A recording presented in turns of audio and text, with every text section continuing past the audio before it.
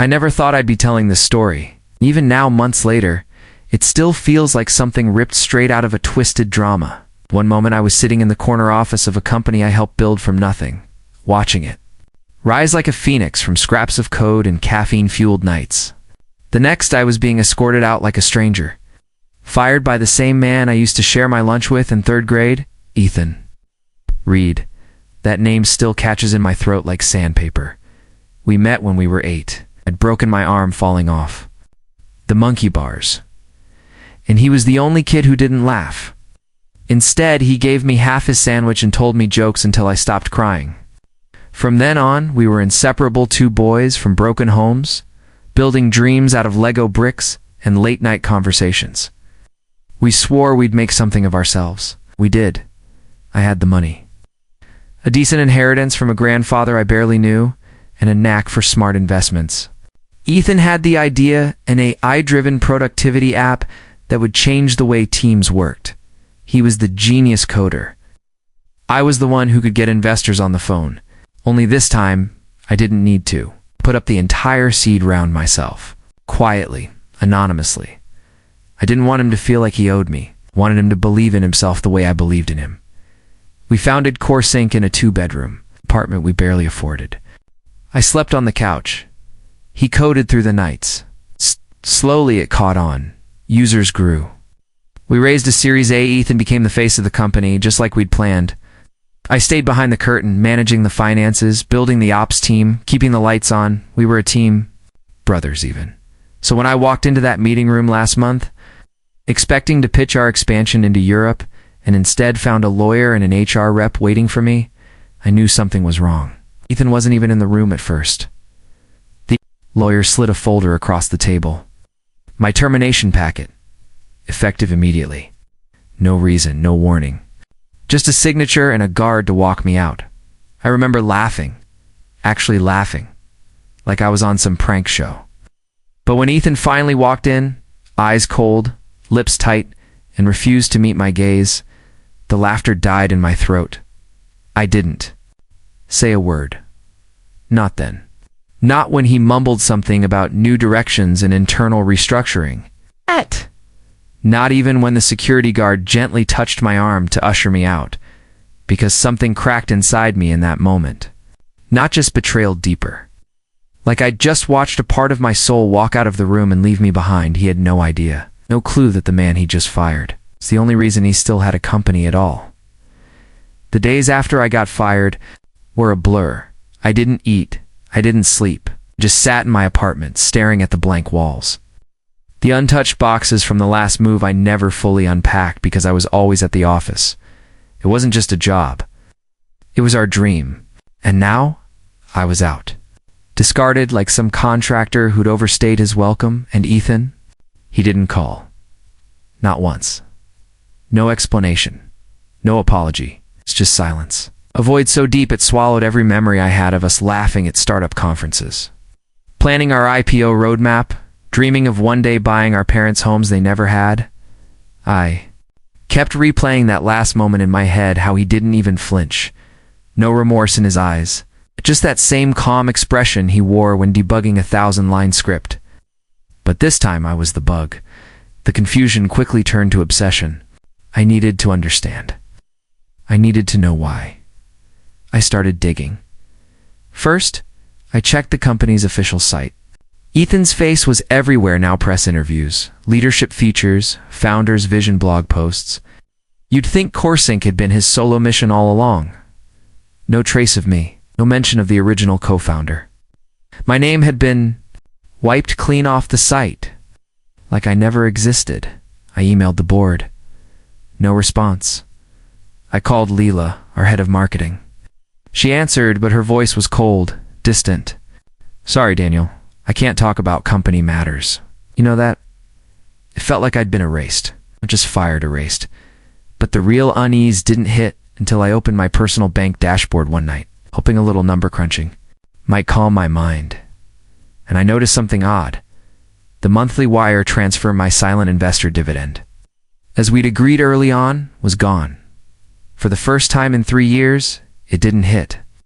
No explanation. No notice. That's when I Started going back through the records. I still had access to our original seed contracts. Ethan had always let me keep the physical copies at my place. "You're better with numbers than I am," he used to say. And sure enough, there it was. A simple, signed agreement. I had invested $750,000, my entire inheritance, into CoreSyncs. Seed funding. I said Ethan and I had drawn it up together and notarized it in a dingy up store. I wasn't just a co-founder. I was the only investor for the first 18 months, but none of that seemed to matter now. I looked up our Delaware incorporation paperwork. Something was off. My name wasn't listed as a founding officer anymore. It used to be there. I remembered typing it in myself. I stayed up all night reading legal articles, blogs, Reddit posts from bitter startup founders who'd been pushed out of their own companies. Most said the same thing. If you don't protect your equity, someone will find a way to take it, but Ethan wouldn't. He couldn't. Or so I kept telling myself. And then I saw the email that was buried in my spam folder, dated 2 months before I was fired, from a legal firm I didn't recognize. Cold, clinical language. Per our client's request, your status as a silent investor has been reviewed. Due to the absence of recent contract renewals and the lack of equity restructuring clauses, we are moving forward with administrative dissolution of prior private agreements. I read it 3 times. Administrative dissolution? What did that even mean? I forwarded it to a friend of mine from college, Tessa, now a corporate lawyer at a mid-tier firm. She called me back an hour later. "Daniel," she said, her voice sharp, "you need to get a lawyer now. Someone just erased you from your own company, and they think you're too stunned to notice." That's when the first wave of nausea hit, because now I didn't just feel hurt, I felt played. This wasn't a misunderstanding. This wasn't a business decision gone sideways. This was a setup. And the man who used to play Mortal Kombat with me in our basement every Friday night had just stabbed me in the back with a smile. But I still didn't know why. Why erase me? Cut me out after everything we'd built together? I wasn't ready to face it yet, but the pieces were shifting into place. I had a bad feeling that this wasn't just about power or pride or even money. Something deeper was happening behind the scenes, and if I was going to find the truth, I'd have to go digging where it hurt the most. I didn't sleep much after that call with Tessa. Every time I closed my eyes, all I could see was Ethan's face the day he fired Meekum, calculated, empty, like I was a checkbox he'd finally ticked off. I wasn't angry anymore. Not exactly. I was awake. The pain hadn't left. It still sat heavy in my chest, but now it burned hotter, like fuel. The betrayal had gone deeper than I imagined, and if Ethan thought I'd just disappear quietly, he had no idea who he was dealing with. I started small. I didn't want to raise suspicion. It's quiet moves. First, I reached out to Alex, a former CoreSync engineer who'd left a year ago on amicable terms. What most people didn't know was that Alex and I used to grab drinks every other weekend. He was loyal to a fault, and I knew he hated how political the company had become. "Hey," I texted, "you ever notice anything strange about the cap table before you left?" It took 5 minutes for him to call. "You mean how your name magically disappeared from the founder's ledger after Series B?" Yeah, that was shady as hell. He sent me screenshots from internal Slack messages. Not damning, but damning enough. Messages between Ethan and the CFO. Tagged #cleanup. "Ethan, he doesn't check the filings. Just keep it clean. We'll adjust the reporting for the board next quarter." "CFO, you sure about this? Still technically has paper equity?" "Ethan, he won't fight. He never does." My jaw clenched reading those words. He won't fight. That's what he thought of me now. After everything, I started building a digital folder, labeling every document, every message, every timestamp.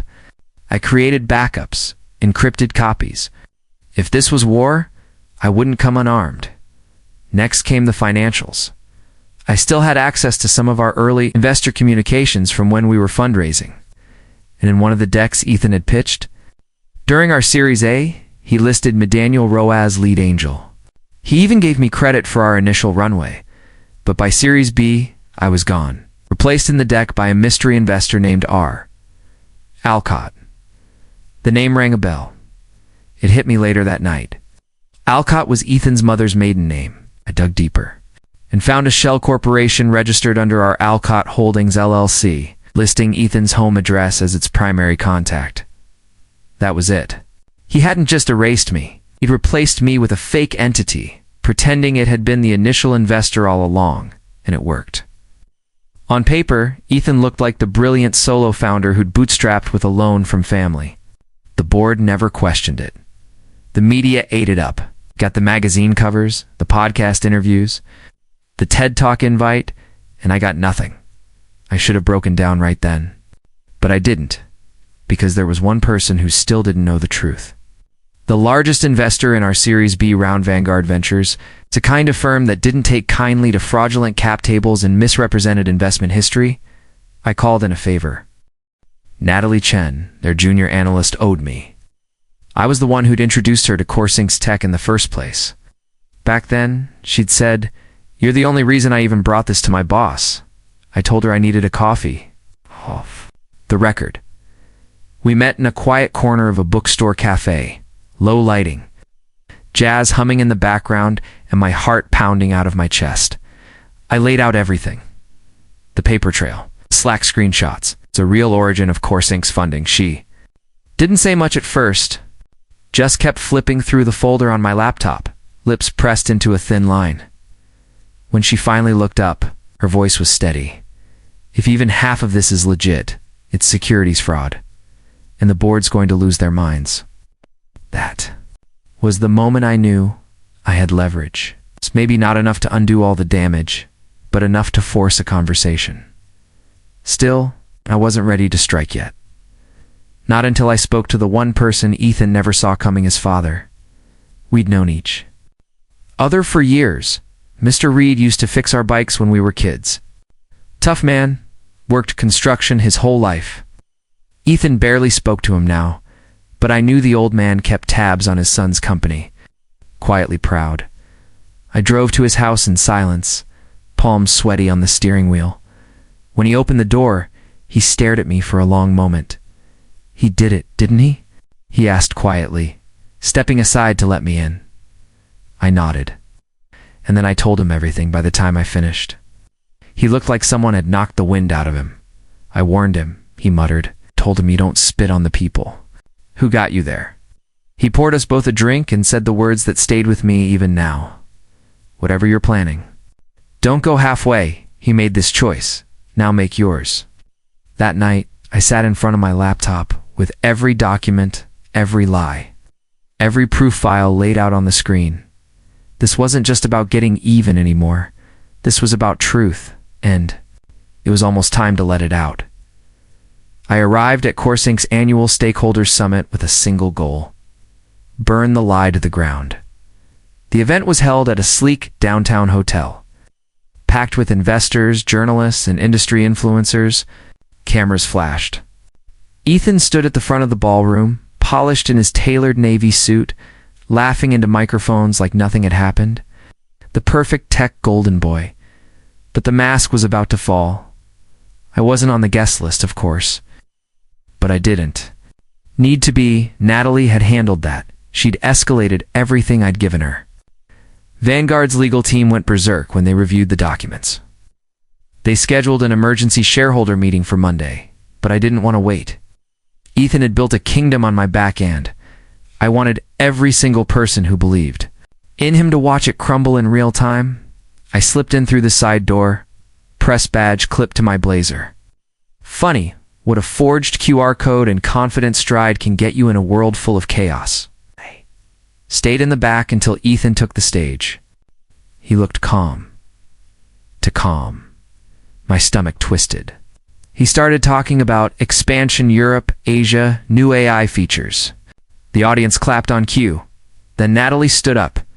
"Ethan," she said, interrupting the carefully rehearsed pitch, "would you mind explaining the origins of CoreSync's seed funding?" The room shifted.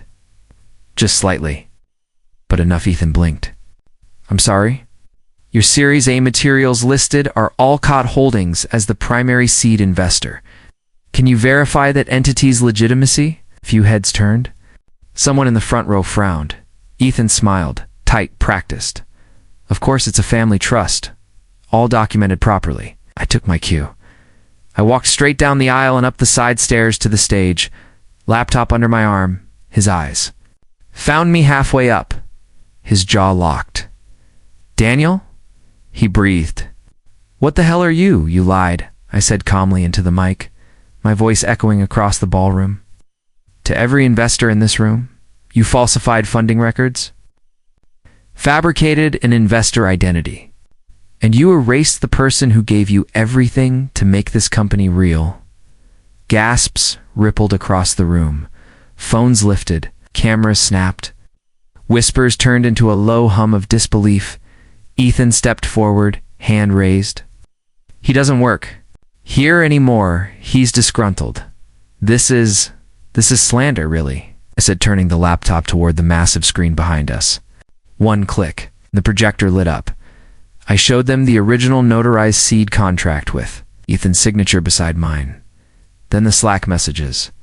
Then the Shell Corporation records for R. Alcott Holdings, his mother's maiden name, and his own address. You fired me, I said, my voice trembling now. But you didn't just fire a friend. You tried to erase the truth. You knew I wouldn't speak up. You thought I'd just go away. But not this time. The room was silent. No applause, no defense. Just wide eyes and stunned expressions. Ethan opened his mouth, then closed it again. I turned again. I turned. To the crowd, I gave this man $750,000 because I believed in him. I stayed out of the spotlight so he could shine. He repaid me by cutting me out, stealing my equity, and pretending I never existed. So now, you all get to decide what kind of leader you're investing in. The silence broke with a flurry of movement. One of Vanguard's senior partners stood up and walked out, phone pressed to his ear. Two journalists bolted for the lobby. Another investor called out, "Is this true, Ethan?" But Ethan said nothing. His hands trembled at his sides. I stepped off the stage as security approached, expecting resistance, but none came. They didn't stop me. They didn't need to. Ethan had already lost by the time I reached the back of the ballroom. Could hear the murmurs behind me, investors calling lawyers, reporters whispering to each other, CoreSync employees looking at Ethan like they were. Seeing him for the first time, I pushed through the exit and out into the crisp air. My hand shook as I lit a cigarette. Something I hadn't done in 5 years, and for the first time in months, I smiled, not out of vengeance, not out of victory, out of clarity. I had taken back my name, my legacy, my truth, and no one, especially not, erased me again. The fallout came fast. Faster than I expected. By Monday morning, Ethan's name was trending for all the wrong reasons. Hashtag CoreSync scandal blew up across tech Twitter. Headlines screamed betrayal. CEO accused of erasing co-founder and fabricating investor. Vanguard launches internal probe into CoreSync's leadership, the dark side of startup culture. Within 48 hours, the board released a statement. Ethan was placed on indefinite administrative leave pending investigation. By the end of the week, he resigned. No teary farewell. No press conference. Just a cold PDF filed with the SEC and a quickly deleted LinkedIn update. I got a formal apology letter from the board. They offered a private settlement. Quiet money to make it all go away. I didn't take it. Instead, I negotiated a public acknowledgement. Reinstatement as co-founder. In all official documents, a full share of the equity I was owed, and a seat as a strategic advisor should I want it. I didn't want to go back. Not to the offices, the branding, the fake smiles, or the memory of what it all became. What I wanted was peace, and slowly it came. I still remember walking by our old apartment a few weeks after everything happened. The one Ethan and I shared in those early days when ramen noodles were currency and every app crash felt like the end of the world. I stood outside for a long time, just staring up at the window where we used to tape wireframes and dream out loud. I thought about everything we'd built, and how easily it almost slipped away. A part of me still ached. I'd lost a friend, a brother, but maybe I never really knew him to begin with. Maybe the boy who gave me half his sandwich was buried under the man who valued spotlight over loyalty, and yet, through it all, I'd found something I didn't expect. My voice. I wasn't just someone in the background anymore. I wasn't a silent investor or a forgotten co-founder. I was someone who stood up, who fought back, who told the truth when no one else would. That mattered. I still get emails from young founders people who read the story, who say they've been burned, pushed out, written off. They ask for advice, for guidance, sometimes just for someone to listen. And I always reply, because I know now there's nothing more powerful than knowing who you are. Even when someone else tries to rewrite your story, some wounds don't close clean. Some truths leave scars, but scars are proof you healed, and I wear mine like armor. It's been 9 months since that day in the ballroom. A lot has changed. I moved out of the city. I traded the downtown apartment for a quiet house on the edge of a small town upstate. There's a porch where I drink coffee in the mornings and watch the sun crawl over the treetops. There's peace here, the kind I didn't know I was missing. I started consulting not for the money, but for the connection. I work with first-time founders, mostly those who've been overlooked or underestimated. Women, immigrants, kids who remind me of who I used to be when I believed in impossible things. I don't take equity. I don't ask for credit. I just help them build. And in that, I found something I never got from CourseInc. Purpose. The noise of it all: growth, metrics, board meetings, press cycles it used to define me. I measured my worth by how fast we scaled, how many users we gained. But when it all fell apart, when Ethan cut me out like a loose thread, I was forced to ask the question I'd never had the courage to face. Who am I without the company? Turns out, I'm more than I thought. I'm someone who trusted too deeply. Yes, someone who stayed silent too long. But also someone who had the strength to speak up when it mattered, to fight when it counted. That strength was always there, I just hadn't needed it until it was the only thing I had left. Looking back now, I don't regret investing in CourseInc. Not the money, not the time, not even the friendship, because the lessons I took from that. Betrayal's the understanding of how power corrupts, how ambition without accountability devours everything in its path. Those lessons shaped me, hardened me, freed me. I've reconnected with my family, started therapy, taken up photography of all things. I used to laugh at the idea of slowing down, like it was a sign of giving up. But now I realize slowing down was the bravest thing I ever did. It forced me to face myself, to rebuild, not just my reputation, but my identity. Sometimes people still ask me, would you ever start another company? And I smile. Maybe one day. But it would look different this time. I'd build it with people who understand that integrity matters more than valuation, that loyalty isn't weakness, and that quiet contributions are still worth honoring. For now, though, I'm content, Ethan. Last I heard, he moved out of the country. He's keeping a low profile. Some say he's planning his next big thing. Others say he's done for good. I don't really care. That chapter's closed, and if I ever cross paths with him again, I won't shake his hand. I won't ask him why, because I already know. Some people build empires to prove they matter. Others tear them down to protect what's real. And me, I built, I lost, I learned. And now I live, not for ego, not for revenge, but for truth, for peace. The quiet, powerful freedom of knowing I don't need a title to know my worth. Betrayal doesn't always come with a knife in the back. Sometimes it comes with a smile, handshake, a friend you trusted since childhood, looking you in the eyes and pretending you never mattered. But here's what I've learned. Betrayal doesn't define you. How you respond to it does. For a long time, I thought staying quiet made me noble, that giving Ethan the spotlight was loyalty, that being invisible meant being strong. But silence can become a prison, and loyalty, when given to the wrong person, can turn into self-destruction. When I finally chose to speak up, not out of rage, but out of principle, it wasn't about revenge. It was about reclaiming my story, reclaiming me, because the truth, is resilience isn't built in the moments where everything's going right. It's forged in the aftermath, when your name's been erased, your trust shattered, and you're left standing in the ruins of what you thought was real. It's in those moments when you have every reason to give up that you either break or become something stronger. I became stronger, not louder, not more ruthless, just clearer.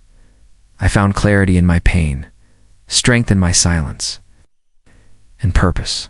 In the fire, if you're listening to this and you've ever been betrayed by a friend, partner, mentor, know this: you are not alone, and you are not powerless. Your worth isn't determined by who sees you, applauds you, or validates you. It's determined by how deeply you know yourself, how fiercely you protect your truth, how bravely you rise when someone tries to take it from you. Sometimes, the people we trust the most are the ones who teach us our most painful lessons. And yet, even through that pain, we grow, we evolve, and in that growth, we find something far more valuable than revenge: peace. So hold your story close. Speak it when it matters, fight for it when you must. And never, never let someone else decide who you are, because the moment you stop hiding and start standing in your truth, that's the moment you win, not just the battle, but yourself.